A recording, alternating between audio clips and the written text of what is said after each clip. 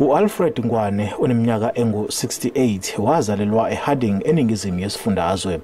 Ungomunye wamalungu omphakathi aphume ngobuningi ukuzobamba iqhaza kulesigcawu esisingethwe amalungu ePhalamende. Ngwane uthi umphakathi wakhe unawo amanzi kanye nogesi, kepha inkinga umgwaqo ongekho esimweni esikahle. Ingane zesikole malina izulu kunzima uya esikoleni, wothisha banenkinga kwesikoleni. Sinezikole lapha ezu5 kuward 9. Kodwa manje kuyinkinga kakhulu makulinethile nje izulu ingane azikwazi ukuya esikoleni. Nezinye izakhamuzi ke zivumelene naye ke ngodaba lwemigaqo endaweni. Ukwakhelwa ibridge kulo mgwaqo loyo, bese kuba neminye imigwaqo eseduza engeke ngenele emakhaya esicela ukuthi sifakele kuyona inkwali nama access road. Imigaqo engenele emakhaya ayikho sesimweni, besicela ukuthi sifakele inkwali.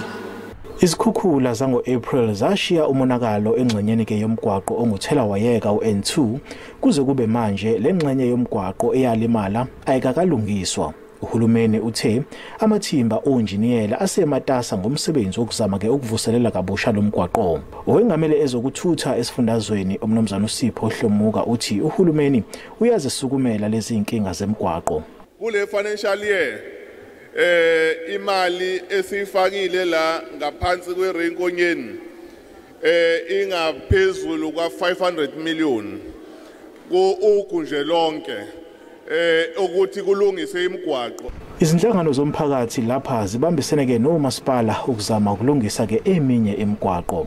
NginguSimphiwe emakhaya wezindaba zeSABC ngisePortchepston.